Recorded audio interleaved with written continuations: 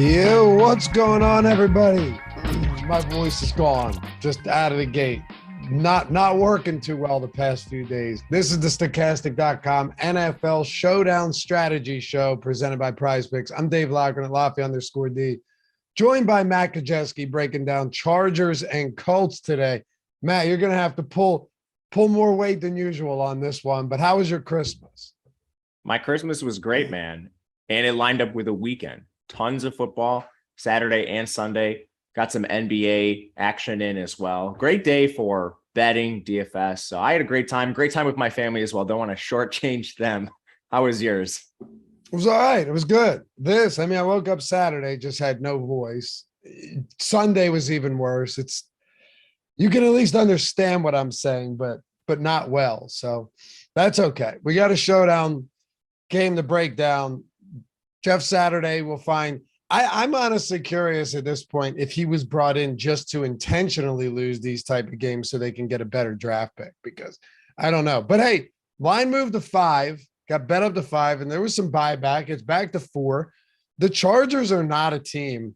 They are not a team that particularly does all that well when they are favorites in terms of covering the spread. Now, we don't care as much about that, but dude, I'm never buying the Chargers to come in and just rout an inferior opponent, because they never figure out ways to do that. We've seen it too many times, right? They're favored sometimes by a touchdown or more, and they find ways to lose games. A lot of times in heartbreaking fashion. So I'm with you. We've just flat out seen it too many times with the Chargers. And I've been wondering myself about Jeff Saturday. What is the end game with him? I thought maybe it was just to try to put people in the stands. You've got an old kind of fan favorite guy who's been around the team for a long time, and you're going to lose anyway. So what are they really losing? It's not like you're going to find a legitimate candidate on that coaching staff right now. So yeah, I don't know. That team is completely inept. Did you bet the game? My first instinct was to go with the Chargers. Mine was to go with the Colts when it was at +5. All right. I'm glad I didn't take it then. Well, obviously could be wrong here.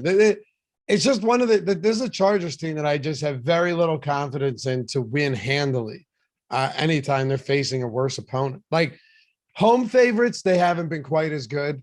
They've been pretty bad, actually, as home favorites. Sean V said Chargers are undefeated as road favorites this season. He said, but yeah, they don't smoke anybody. Are they undefeated against the spread or just undefeated as home favorites? I don't know, but it's still the Chargers, dude. I just have very little confidence in them. Still, your best fantasy options are coming from the Chargers today. We can start there, Matt. Before we do, though, hopefully all you guys had a great Christmas. Hit that thumbs up if you haven't done so yet. Subscribe to the channel. I'm going to do less talking than usual today, so you guys know the drill. Probably not going to ask for likes a bunch. You know how it works with the podcast. Leave a rating or review. Subscribe to the pod. Let's get into it. All right, so Chargers 4-point favorites here. 24.5-point total. Pretty nice in Indy. Obviously in the Dome, Lucas Oil Arena, Stadium, whatever you want to call it. All of your highest priced players, Eckler, Herbert, Allen, Mike Williams, all the top 4 highest priced players on this slate, Matt, are all Chargers players. Yeah, it makes a lot of sense just from looking at everything, contextual, what's going on with the Colts at this point. The one player who generally is up in this range, Jonathan Taylor, is presumably out for the year. At least it seems like it would be very hard to see him coming back. The other player that you might see up in this range, Michael Pittman, is kind of neutered by the continual revolving door that is the quarterback position for the Colts. So even he's had largely a lackluster season. So, it makes a lot of sense. It's just basically, how do you want to navigate these Charger players? And I kind of like that there's 4 of them. It gives us some options. It's not a Lamar Jackson slate or the Ramondre Stevenson slate from a few weeks ago, where it's all right, so much of the field is going to have Ramondre in the captain spot, but he's such a good play that maybe I should be considering this too and getting different elsewhere. You can actually be pretty contrarian in the captain spot, or at least shave off some ownership by going maybe one of the 4 Chargers that other people are not doing. So I like slates like this. I'm pretty excited for it, and I plan on mixing and matching these guys. So we have the single game top plays tool. It's huge. Whether you're playing on DraftKings or FanDuel, doesn't matter. It's going to give you everything you need to know going into this. Leverage score, top optimal play probability, top play probability, give you ownership of the utility, a captain, all that. Herbert has a 26% top play probability. I was kind of surprised by that, just given, the performance we've seen this season, but also the fact that there's so many other players on this team that I thought would be right in that same neighborhood with him, like Austin Eckler, who is constantly piecing together big games, be it on the ground or usually through the air. Let's start with the backfield here with Austin Eckler first. So you've got, and then we'll get to the passing game with Herbert and everybody else. But Eckler, 15% top play probability. We are almost 16. We actually have him at a negative leverage score, minus 2.9 right now. Just overall leverage. Is Eckler someone that you're looking to get into the captain spot at a high clip today? This is where I love using the tools. I mean, you and I have been doing this all season long, profitably too. So my favorite tool is the one you're referencing, without a doubt. And one of the best things that it does is it goes through the results of simulations and it sees the likelihood that a player's either 2 through 6 or they're the top captain optimal. And then it can cross-reference that with ownership to give us these leverage scores. And right now, Eckler is actually negatively leveraged for us in the captain spot, and he's positively leveraged in the flex, which is a situation I love to take advantage of, especially with Eckler, a player who is very popular, a lot of name recognition, and you can understand why people will flex him. But there's also alternatives. You have a cheaper Justin Herbert, and the way Eckler gets it done, Herbert kind of comes along for the ride with him. The meat and potatoes of Eckler's fantasy game is through the air. Justin Herbert also gets all those points.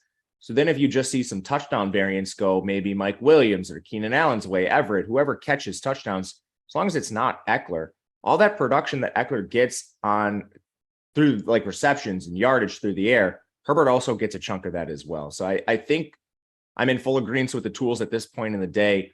And as far as Eckler goes, right now I'm going to be looking at him more in the flex spot if I was only playing one lineup. Of course, complete degenerate can be playing many. So we'll have it mixed and matched. But right now, that's the lean. Mark, we do have a show at 7:00. We do have a show. No one's holding you here, pal. You can leave it any time you want. Also, if you're waiting for like big inactive reports, I'm not exactly sure what you're looking for on this. I'm not sure that this is one of those slates where you can't start building lineups until 7:00. Like outside of Kylan Granson, who's already out, who are we waiting on? No one. It's as straightforward as it gets right now. Yeah, probably in the last 6 weeks. I can't remember one like this. There are implications with Granson, but I mean, we already have that news. He's already out. Yeah, we'll talk about it for sure. I don't think we see any inactives. Like we don't even have players in the injury report with limited practice. Yeah. And we do have a live before lock. We got you. Jonathan Taylor's on the IR. He's not coming back today. Yeah, it's just not me and Laffy. So, I mean, maybe that's what you're referencing, but we have great hosts that night too. Yeah, exactly. That could be it. Yeah. You want to get away from the early shows, get away from us? Well, we'll get you covered at 7:00 heading in the lock as well. 7:15, maybe 7:20. I don't know. It's around there. But with the wide receivers, though, it makes a lot of sense just to pretty much look at any of these guys and assume that you could get big games from them. I mean, Keenan Allen, yeah, he's more of a possession guy, but since he's returned to action, his targets, I mean, he's just seeing so many opportunities. Every week, you're essentially looking at anywhere between 8 to 14 targets for this guy. And then Mike Williams, on the other hand, he's not the same type of volume receiver, but he's clearly your big play option, which makes the Chargers interesting anytime we're talking about him, because while both of these guys can be highly effective, both of these guys might be necessary, one or the other, to be at captain or to be in your lineups today. There's no doubt that they get it done in different ways. Like Mike Williams is the type of guy we saw against Miami that can get it done in the captain spot with only 6 targets. Or last week against Tennessee, where the Titans were about to take that game to overtime, he points his finger up in the air, tells Herbert to toss it downfield to him on the sideline, and comes down with a beautiful grab. So when you're playing both of these guys, both of them are entirely viable in their own right. Do you have any lean, though, for which one you like more today against a pretty vulnerable Colts secondary? It's Keenan Allen for me, and you laid it out nicely. The difference to me for DFS comes down to price versus opportunity. They're very, very close in price, and it makes sense. They both have big ceilings. We have such a vast difference in opportunity here. even if Keenan Allen just is catching some of these shorter passes near the goal line, that could result in touchdowns as well. I know Allen, he's not necessarily viewed as the same big play threat that Mike Williams is, but with them being so close in price, I'll break this tie with Keenan Allen here too. And again, similar to Eckler, he's another player that's providing a lot of his leverage in the flex. So just looking at the context of this slate and bringing you behind the scenes, like check out these tools, especially throughout the day. And to Mark's point, if you look at these at night, they'll change a little bit based on, betting odds and updated projections and ownership from around the industry. But you kind of have 3 of these 4 players providing negative leverage in the captain. It's Keenan Allen, Mike Williams, and Austin Eckler. Herbert is slightly positively leveraged in the captain spot, but all this suggests to me maybe these guys are going a little over-owned in the captain because people are very uncomfortable with the Colts. And we'll certainly break down those options a little bit later, but it's a tight spread. It's only 4 points. Maybe some of these Colts are going to go overlooked in the captain spot specifically, and we can use maybe our Herbert to Keenan Allen to Mike Williams stacks in the flex. And I like doing that a little bit more with Keenan Allen if I was forced to break the tie. The last thing I'll say about this is it's not a great value slate, so you're probably going to have to make decisions. I think it's going to be pretty tough to play both Allen and Mike Williams together. And it's not the kind of offense where, if I'm playing them, I'm comfortable leaving Herbert out. So this is a tough situation to navigate. But to answer your question, just one for one, it's Allen for me if I was forced to pick one. Is there a among Herbert, Eckler, Allen, and Mike Williams, right? Like say you're playing a single entry tournament. Do you have a clear priority here or a clear hierarchy here when it comes to which of these guys we have the least interest in? Because you're not fitting Herbert, Eckler, Allen, and Mike Williams in a lineup. I haven't even tried yet, but my assumption is it's going to be pretty difficult unless you're playing all of them at flex. Let's say if you play all of them at flex and then you just captain Alec Pierce or some something. nobody. I suppose that's possible. You want to captain Jelani Woods here. It's not the craziest idea, actually. Even though Derwin James being back could certainly make a difference. So, we've seen it work before. But let's assume you don't want to do that, Matt. Is there one guy here that you would have less interest in than the other among these 4? Is it Mike Williams? It is Mike Williams for me. And I don't feel good about it, but we have to break our tie somewhere. I do not think he should be 400 less than Keenan Allen based on the volume. Should be a slightly wider gap, in my opinion. And right now, their ownerships are fairly close. So it's a situation where you have fairly close ownership, fairly close prices, but a difference in opportunity. That's enough for me to break the tie with Keenan Allen if I was forced to. And if I were picking one of these guys, like just as a captain, one for one, got to pick your favorite. It's Herbert based on our tools, positively leveraged everywhere. It seems like enough people are going to pivot off Herbert to his pass catchers and Eckler, where he's going a bit under-owned. And again, even with Eckler, he's bringing along Herbert a bit here because of so much of his game comes down to what he does as a pass catcher. So Herbert, I think, is my favorite. And then Mike Williams, my least favorite, but it's very close between the 4. Stephen Leibowitz said, don't leave out the idea the Chargers can choke away games late in the season. NFL, no one expected Arizona to give Tampa Bay a game. Well, that's not necessarily true. Tampa Bay stinks, but I get your point. 7.5-point dogs with Trace McSorley. And yet, dude, the Chargers are notorious for that. Last year, I remember it was the day after Christmas. It was December 26th, just as it is today. And I'm at the Philadelphia Eagles and Giants game. It's amazing. It was like 52 degrees out, perfect weather. And I'm watching, you go to games, Matt, you see the out-of-town scoreboards. I'm looking at this and I'm seeing that the Chargers, who desperately needed a win, are getting smoked by the Houston Texans. Yeah, and then they lose in the final week in overtime to the Las Vegas Raiders. So, yeah, the Chargers are notorious for this. Look, things can change. I get that. But if there's ever a team that late in the season looks good to get into the postseason and then finds a way to squander it, it is your LA Chargers. So I would put nothing past them. What do you make of some of these, we'll say, tertiary options, as we always do here? We can talk about Palmer. Any interest in the non-Eckler running backs in this backfield, Gerald Everett? Because there's a lot of guys, there's a lot of mouths to feed, even though you have the big 3 in this offense. I think it's great for showdown slates like this, especially if you are somebody who decides to play Millie Maker style tournaments, even some of the lower dollar stuff. If it's over like 50,000 entries, these are the kind of teams I like to play because you find situations where players essentially have the same opportunity or close to it. But you have wide gaps in ownership that you can exploit. As far as the receivers go, it looks like it's pretty clear Josh Palmer's moved ahead of DeAndre Carter. DeAndre Carter is basically a special teamer, had to play out of necessity earlier in the year. More of your replacement directly for Keenan Allen when he's hurt. So Palmer's very interesting as a player who's on the field almost every snap. He's at a different price point than your big four, and he's giving you access to the same ceiling with Herbert. No, the targets aren't going to be quite as fruitful as some of these other players. But if you look at the last couple games, I mean, he has a lot of targets. And I think we could definitely take advantage of like some big playability with Palmer at a different price point. So he's even interesting to me as a very contrarian captain.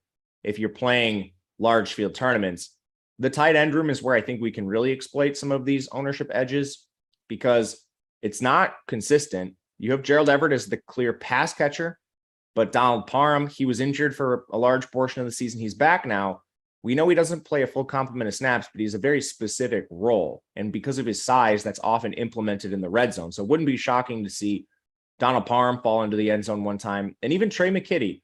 Now, they'll use him mostly as a blocker, but he still played 23 snaps last week. He's sort of like the Mercedes Lewis of this LA Chargers offense. He's not going to get targeted often, but if he falls in the end zone at his price, that could just be the glue that allows you to get up to all of the expensive players you want on this slate. So I'm not ruling any of them out. Honestly, I think for the dart throw territory guys, Parham's probably my favorite at his price. He's only $400. But honestly, I think you can mix and match a lot of these guys for tournaments. And it's been a while since we've had a slate like this, I feel like. It is. And I've seen far too many showdown slates. You and I have done far too many showdown shows where the Chargers have like a Xander Horvath scoring the first touchdown. I It's love happened. Fullback scores are the best, man. Oh, dude, it's happened. I mean, the guy only played 2 snaps last game, but just watch. I'm not suggesting that you jam Horvath into your lineup, but do you think you'll have any of him at minimum salary? Probably not with Parham right there. And there's a couple like Mo Alley Cox is at min salary, and due to the Granson injury, you probably see him play a little bit more. So I'd be surprised. You never know, though. Generally speaking, I try to go into these slates playing a limited amount of lineups, and then I always add more entries. It happens like clockwork every single week. But side note, Laffy, is there anything better than sweating a good fullback prop? Like anytime you get the 49ers in the Super Bowl and you can place a wager on Kyle Juszczyk or something. I don't think there's anything better. You said that. That's your favorite Super Bowl prop is getting San Francisco in for a Kyle Juszczyk prop. Yeah. Wait, do you sweat the over or the under? Over, always. Oh, okay. You just hammer the over. Well, and especially if you get a team like the Patriots had a lot of Super Bowls in recent memory. If you get like a Patriots fullback prop, like I don't know, that they've used like so many of them. It's usually like 2 rushing yards. So you're hoping for 1 carry or something. Right. It's just basic. That's all it is. Yeah. Or it's like over half a reception, over 3.5 receiving yards. Yeah, that's what we get. Horvath scored in prime time earlier this season, as a matter of fact, against the Chiefs. I remember that. I think it was the first touchdown of the game. I could be wrong, but Horvath, he's in college, he was a legit running back. It's just due to his size, you can't actually play that position in the NFL. So he made the switch, but he's not some complete stiff like your Ovante Leach type fullbacks. He legit played running back in college, so he's not completely inept. If there were to be a fullback that got a touchdown, he would be a guy you could see doing it. He can catch passes too. He's not a stiff out there. No. It's just, will he be out there at all is the question. Yep. Do you think, I know you talked about a lot of, last question though, on Josh Kelly. It's not like he's devoid of opportunities here, right? He has, it's kind of funny because he has 6 goal line carries this year to Eckler's, or he has 4 to Eckler's 6. He has 7 carries inside the 10, Eckler's 14.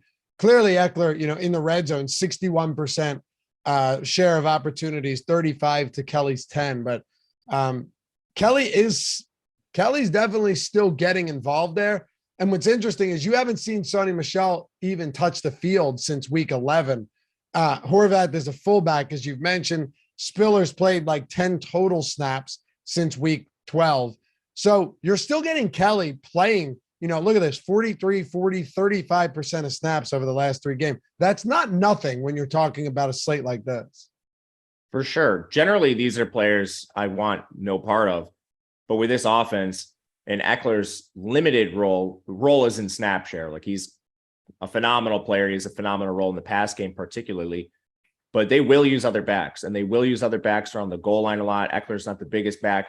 Kelly missed a large portion of this season. So you already read off the red zone stats. I'm surprised they're that high for Kelly, considering how many games he's actually missed. He's involved here. So for a back that's in the 5Ks, he's going to be negatively leveraged. You just have to know that going in. But for large field tournaments, he's a guy I'll take shots on because of the actual upside he provides from a touchdown perspective. Fair enough. Actually, yeah, let me just pull this up to see the last 4 weeks since he returned, because you're right. He missed a large stretch there. I think 6 weeks, if not more. Yeah, he missed from... No, he missed 4 weeks because they had a bye. Oh, okay. In between. So week 7, 9, 10, and 11. But to your point, and I'm glad you brought this up, they both have 3 carries inside the 5. So 3 goal line carries over the last 4 weeks. Both of them have 4 inside the 10. And Eckler has 11 red zone carries to Kelly's 5. So that is an uncomfortable split. If you're looking at Eckler, feels pretty good if you're looking at Kelly. Yeah, it's not like you're looking at James Cook or something, or name your change of pace back of choice. This one actually has upside. He has a legitimate role, and he's priced in a spot where I don't think a lot of people are going to get to him. Anything else for the Chargers here? I don't think so. It's kind of the usual with kickers and defenses. These are players I'm never really removing from my pool. I think maybe you can have a little more interest in the Chargers defense just because of how inept the Colts offensive line is. They're also inserting another essentially like pocket passer back there. Nick Foles, he's not a guy that's going to navigate pressure real well. They're probably going to be trailing in this game unless we see some weird fluky Chargers stuff. But anyway, all that should culminate in a lot of opportunities for Chargers defense, which is getting healthier as well. So I have a lot of interest in that kind of ancillary option for this team, and it's just their defense. And we'll build a lineup at the end of the show as we always do. We do it quick, we rotate, and we see what it comes out like. Just a little, little thought experiment there to see what we want to throw at captain. Let's talk about the Colts. And again, thank you for bearing with my voice today. Can't be easy to listen to. And check out PrizePicks if you haven't done so yet. $100 first match deposit bonus when you sign up. Free month of Stokastic Plus Platinum. It's as easy a no-brainer as you're going to get. If PrizePicks is available to you, maybe you're in a non-legal betting state and you're trying to scratch that itch, no better way to do it than here. You're just picking props, no juice on either side, taking the over, taking the under. You can mix as many sports as you want, throw them into a lineup. If you do a 5-prop lineup and you hit all 5, you're 10xing. They got the 6 now where you're 25xing. I had somebody DM me yesterday with just monster wins on PrizePicks. I'm going to see if he'll hit us up on Hall of Fame. Monster wins just across the board, like $100 turning into, I think one of them was like $5K or something on $100, probably a 6. I don't know. I didn't look too much into it. It was Christmas. But point being, lots of ways to make a lot of money, and you can mix as many sports as you want into each one of these lineups. It doesn't have to be all football or all basketball, whatever, but you're getting a free month of Stokastic Plus, but you're getting all of our tools for every sport. So if you want to play PrizePicks, but you also still love DFS, and you wouldn't be here otherwise, you're getting our football content, basketball, all of our tools, every sport, ownership, player projections, the boom bust tool, the top stacks, the top showdown plays tool that Matt and I are referencing right now, all of that for free when you sign up and deposit for the first time on PrizePicks. Plus, you're getting a $100 deposit bonus there. So check it out if it's available to you. I think you guys will like it. It seems like everyone that plays at PrizePicks thoroughly enjoys it. So you're not just getting a free month of our site to go sign up on a shitty site. Sign up on a site that you're probably going to play a lot at, and you're getting all of our tools for free. Links in the description and in chat, by the way. Got to use that or we can't find you. All right, let's talk about the Colts, Matt. Nick Foles getting the nod today. I don't really know how much difference it makes. I don't think you're looking at him as a significant downgrade at all from Matt Ryan. It could be an upgrade at this point. Like, it's not Sam Ehlinger. It's Nick Foles, who has plenty of experience in this offense. Super Bowl winning Nick Foles. Take that lightly, of course, but Matt Ryan's got a 14-13 touchdown to interception ratio this year. It has not been a good year. So you have Nick Foles coming into this one with Jonathan Taylor on the IR. And I guess we have to start here. I mean, what are the expectations from Nick Foles today going up against the Chargers? I don't think they should be great. They're using him essentially as their third string quarterback for a reason. The one thing I do like, which we didn't have with Ehlinger, is that he has experience. You mentioned Super Bowl winning experience, but he's played at multiple different times in his career now for multiple different teams. At least we know he can orchestrate an offense as long as the players around him are solid. That's the biggest question. Is Matt Ryan hasn't been able to do it. Sam Ehlinger, he was in over his head for sure. Wasn't able to do it. Is Nick Foles able to really change anything here? And I don't see it, but that's also reflected in our projections. Among the semi-expensive players, he's one of the worst values right now. But at some point, I think we need to start taking shots on him just from an opportunity perspective. Despite not having the best value score, he's still slightly positively leveraged. And I think that just comes down to nobody wants to click the name Nick Foles. One of the interesting ways I think to build on this slate is just flip the build. Everybody wants to play 3-4 Chargers. They have all the clear studs. They're all expensive, though. For the Colts, you do have some cheap players. You have players that are going to touch the ball nearly every play, not getting a lot of ownership. What if we just do this like 4-2 or 3-3 in our builds? We still play the studs, Herbert, Keenan Allen, Austin Eckler, whoever it is. But then maybe you go Foles, Pittman, some of the other guys on the Colts, and you just run 4-2 on the Indy side. Again, it's a close spread. It's only 4 points. This isn't like a Houston Texans versus Kansas City Chiefs situation here. You could easily see the Colts winning this game based on the spread and the total. If people aren't going to do that, I think that's one thing I'm going to do. And it starts with Nick Foles, the quarterback here. So I'll play him really across the board, captain, flex. Right now, for me, a little bit more in the flex, but I don't think the Colts are owned enough. I agree. The only thing that sucks is us not really having a good idea what the target share is going to look like. But Michael Pittman's clearly the most talented receiver in this offense. I mean, last week against Minnesota, he had a 44% target share, 14 targets in that game. Underwhelming when you consider the fact that, he finished with 10 for 60. But I can at this point look at Nick Foles and consider him a downgrade from Matt Ryan. And I'll tell you the one reason why, Matt. Matt Ryan does not throw deep. Like, he just throws everything a few yards downfield, maybe 10 yards downfield. And that's a killer when it comes to being able to break off big plays. Well, maybe Nick Foles will take some shots, because listen, even if he doesn't, it's not like Matt Ryan ever did. Looking at a deep play percentage, deep target percentage. I'm just pulling it up right now. My guess is that Matt Ryan, among qualified starters, is probably last in the league or one of the lowest in the league. Let's see. So he was attempting deep balls at he's not. I gotta hold on. Let me create. Yeah, I have a theory for why this is. So you can go ahead, pull that up. But I think we're seeing this in a couple offenses now. And hopefully real quick. Let me give you this number. It'll blow your mind. 4.3%. That is the lowest in the league among, I didn't even select off qualified, just 4.3% of 20 plus yard targets. Daniel Jones is 5.1. Brock Purdy's 6.1.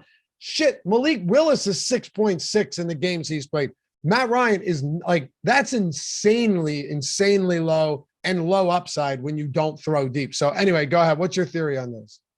Well, it's not going to explain all of it because those stats are egregious, but some of these offenses that have non-mobile signal callers, like Tampa Bay is a great example, that don't have a great offensive line. Now, for Tampa Bay, it's because of injury. For Indianapolis, you have some players that are wildly underachieving, as well as injury, as well as some gross personnel mismanagement over the years. You don't have a lot of time to throw deep, so you've seen Tampa Bay morph into this dink and dunk offense, but they'll still take shots. What that data tells me is Indianapolis isn't even taking shots. Like you'd expect a team with a bad offensive line to throw the ball deep less, but that stat you just named is egregious. I can't even believe that. It's nuts. I mean, it just makes the whole offense look terrible. But this isn't to say that Nick Foles is like this huge arm. I'm not saying that by any stretch. But that's not true, Israel, that he's not a deep ball thrower, that he's never thrown a ball over 20 yards. Did you watch the playoffs in 2017? He started 9 games with the Bears in 2020 with no real solid pass catching options to speak of. He had a 13% deep ball percentage. That's fine. Yeah, good That's times. Fine. Remember that year. What'd you say? That was good times that year. Dude, that was was that the Foles Dalton year? I believe so. Trubisky was in there too. Yeah, Mitch was in there as well. Was last year, maybe last year was Dalton. The year before might have been Trubisky. It hasn't been good for the Bears, man. No, I really thought that they could maybe keep that game competitive with the horrible conditions on Saturday. And for a bit they did, and then the wheels just completely fell off. So I don't know. We'll see. But I like Pittman.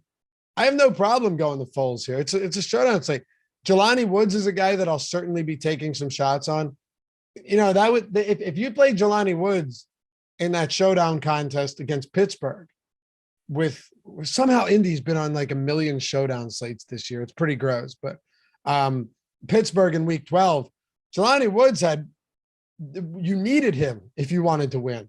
I don't anticipate that being the case again today. I'm not saying that. What I am saying though is that Kylan Granson's out and somebody might get some opportunities here. I mean, it doesn't matter if you got, was it Nikola Kalinic? I think he's a Canadian football guy. Is it Kalinic or Kalinic? No idea. No. He was technically like the starter last week, but he played 9 snaps. So it's Mo Alley Cox and Jelani Woods.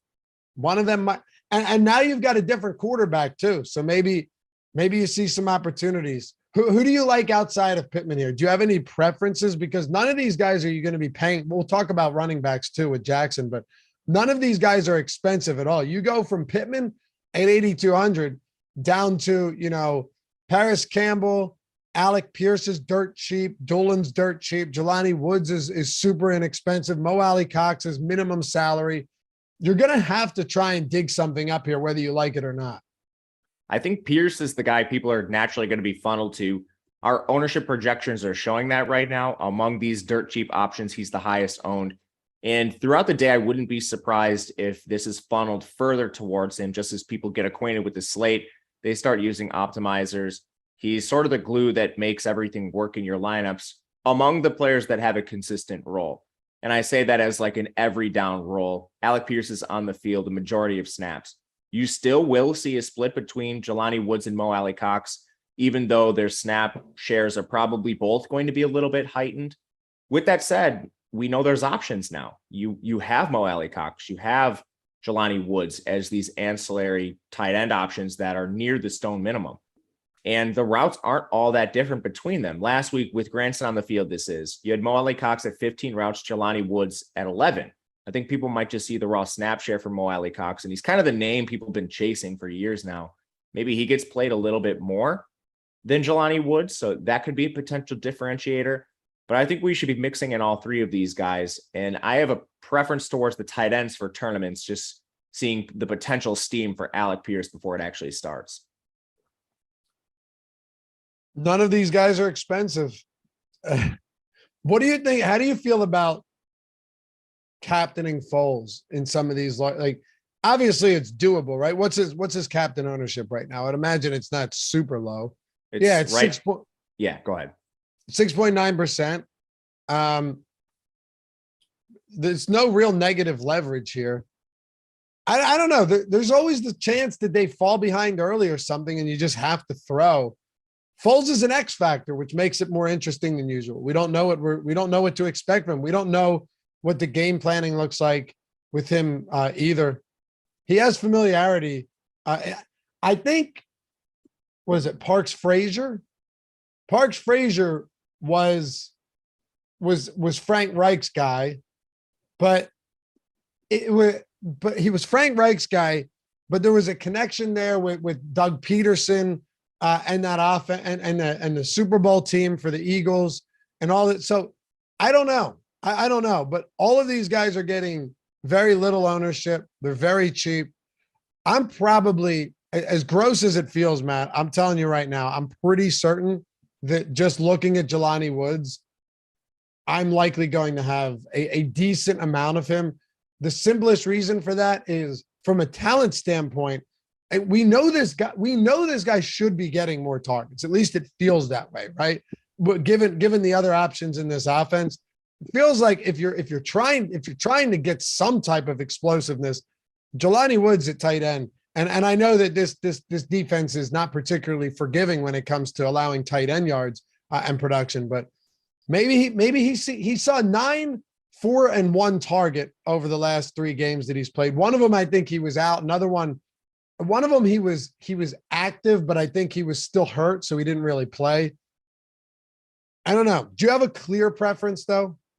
I agree with you, and I think it makes sense from an ownership perspective. More people probably are going to click the Mo Alley Cox name.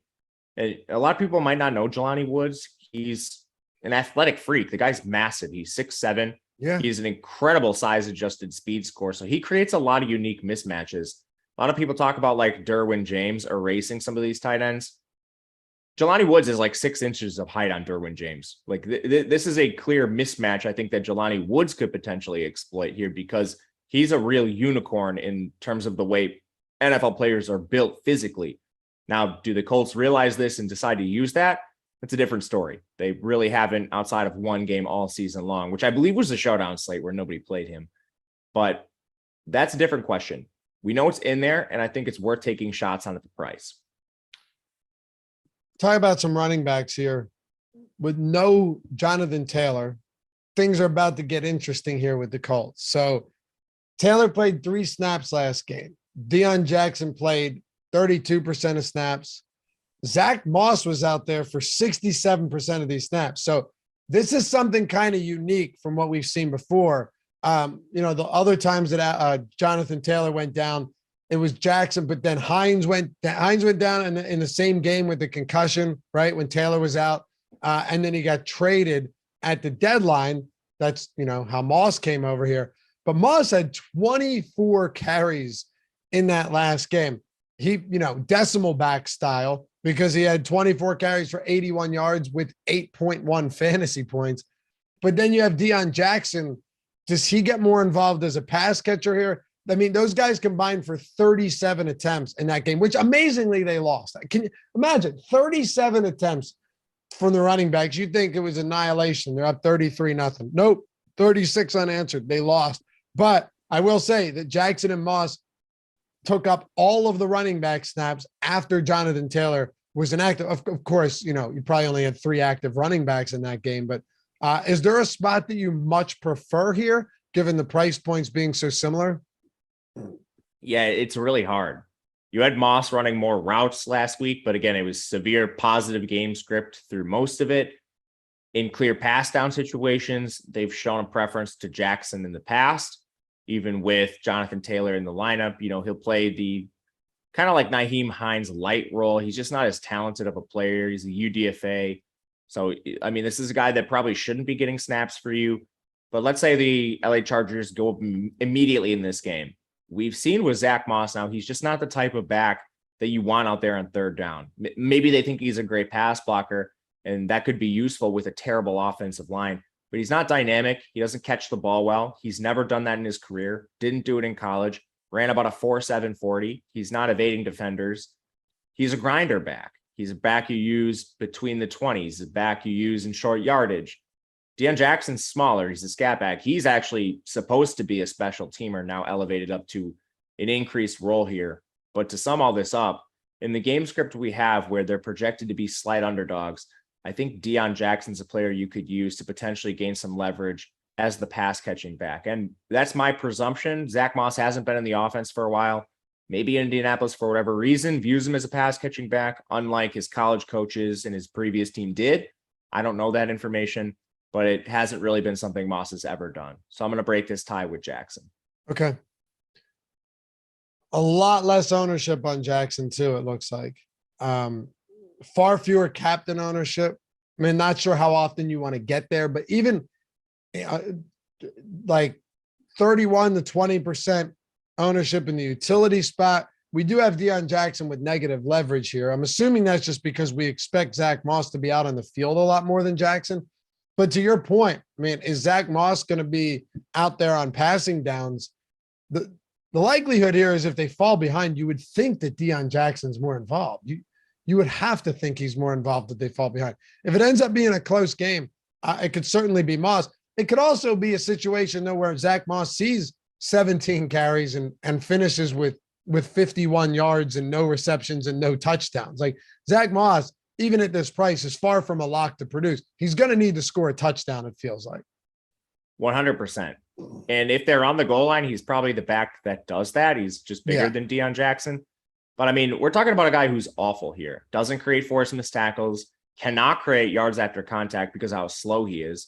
Averages 3.6 yards per carry. Now, it's not much better for Jackson, but I don't think this should be very clear. Like the ownership is suggesting, like we want to play Moss over Deion Jackson. I think it's much closer than that. We're talking about two replacement level backs. One of them has caught passes historically. The other one hasn't. So even, if Zach Moss, say the Colts score like 14 points here, one of them goes to Zach Moss, Deion Jackson could make that up in raw PPR volume. I don't think the goal line role is too impactful here between the two. Yeah. And as we expected, Jeff Saturday said that he expects them to be in a rotation anyway. So, I mean, I don't think you look at which one of these guys starts the game and make any real decisions off of that, because that doesn't really mean much whatsoever. I love Jeff Saturday interviews. I don't think he has a clue what's going on with the team. No, why would he? He doesn't know who's playing. Why would he? But yeah, I don't know. But at this point, you're throwing darts at this backfield. Well, let me ask you this, and let me put it in more simple terms.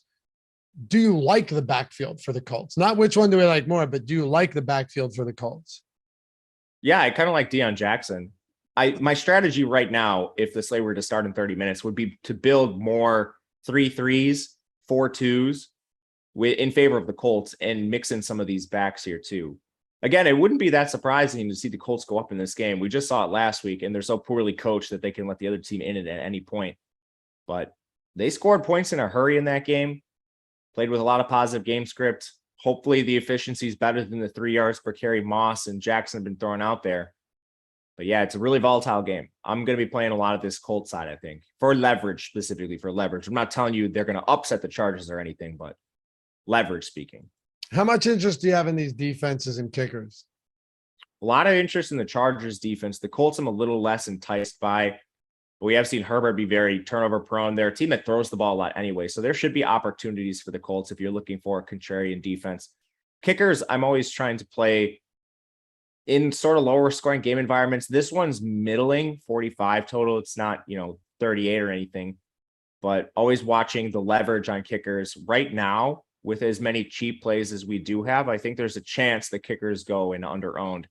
I don't have a ton of interest in Dicker. How good do you think he actually is as a player that they essentially signed off the street a few weeks ago? I have some questions with the talent. So, 1-for-1, I think I prefer McLaughlin for the Colts, but I don't know. I'm not a kicker talent evaluator either. Yeah, you're asking me that question like I have any idea. I mean, I don't, because again, they signed the kicker off the street, sure, but maybe he's a good kicker. I don't know. He's looked pretty good, right? I mean, he's hit 16 of 17. That he's 5. I think he's like 5 of 5 on field goals of 40 plus yards. That's pretty good. Not bad, right? It's just a bias I have when people get signed off the streets, I suppose. But yeah, that's not bad. Should be playing him for sure. Yeah. I mean, he's not a quarterback signed off the street. He's a kicker. Maybe who the hell knows? I know people like him because of his name. Right. To answer your question though, I have very rarely am I ever going to be like, yeah, I don't really think that's a good kicker. I don't want to play it. If anything, it's just like, I don't think the game sets up well for a bunch of field goal attempts, maybe, but given his production, I have no problem going to Cameron Dicker at all. And quite frankly, from a production standpoint, he's been pretty useful.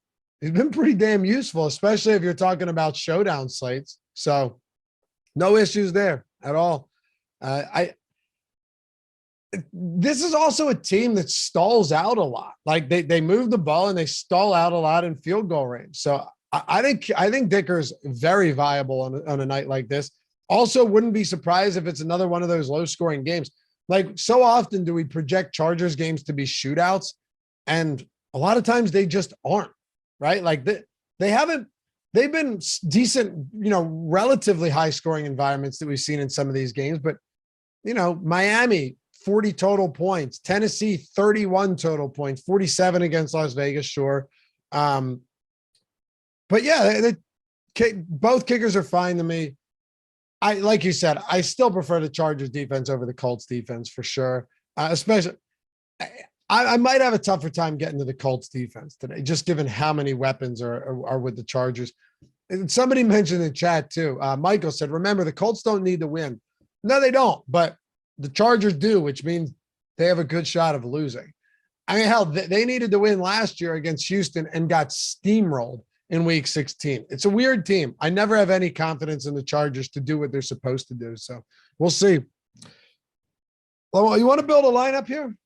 Yeah, let's do it. I forget whose turn it is to start, though. I forgot. I think it's yours. Before we do, 2 free months of Stokastic Plus Platinum if you guys wanted to check out BetMGM. If PrizePicks isn't available to you, BetMGM probably is. Even if you're not huge into sports betting, you're just using the link, putting $10 in, betting whatever you want, any game, any team. And after that bet settles, you're getting 2 free months of everything that we have on our site, everything, including the brand new lineup generator, all of our tools, every single sport. Phenomenal deal, $240 value. And all you got to do is put $10 in. More if you want, though, because you're also getting a risk-free bet up to $1,000. So if you said, screw it, I got some extra money laying around, I'll put $100 in, I'll throw a $100 bet on maybe the Chargers tonight or a player prop. If you lose that bet, you're still getting $100. You're getting the whole bet back in free bets on top of it. So all of our content, our Discord, all of our tools for 2 months entirely free. And you're getting whatever you lose, if you lose your bet, back on BetMGM in free bets. It is the clear equivalent to a no-brainer if you'd like to get our tools and you haven't been in a position to do so yet. And now you're getting another book to get on, to shop around odds. And it's a good book, no less. So BetMGM, links in the description and in chat. Check it out if you haven't done so yet. And come join the community over at Stokastic. Get in the Discord. Check out all our tools. And after 2 months, if you're still not winning, if you still don't like it, feel free to leave. I think you will have a good experience there, and you're going to have a full 2 calendar months to really dig in and learn our tools and how to use them and how to become a better player. All right. Yeah, go ahead first, Matt. What do you want to do at captain? What size field? We doing like 50,000 or less? Yeah, let's do a smaller field, like single entry style here. All right, smaller field. So for smaller field, I think I still want to go with one of those Chargers and then try to get different elsewhere. And right now it looks like you're actually getting a bit of positive leverage by going with Justin Herbert. He's expensive, but I'll take it. All right. Well, in doing that, I'll throw Keenan Allen into the mix. All right. Love that so far. From there, I'm going to go and pay up for a Colt in Michael Pittman. Okay. All right. I'm going to open things up a little bit. I don't love this because it's giving us 2 Colts pass catchers, but he's cheap. I'm throwing Jelani Woods into the mix, hoping that maybe this is the week. And why not take the shot on a showdown that Jelani Woods comes back to life, especially with Kylan Granson already ruled out? Yeah, I have no issue with that whatsoever. The question here is now, I think we want to play another Charger. Do we want to pay with Herbert at captain? Yeah, Eckler, or do we want to go down for like a Mike Williams? Mike Williams is going to allow you to do a little bit more, but yeah, let's go Mike Williams. Okay. So 42, that gives us Dicker the kicker. It gives us McLaughlin. I don't think we go to another pass catcher here for Indy. I think we probably look to a kicker in this spot. I think so too.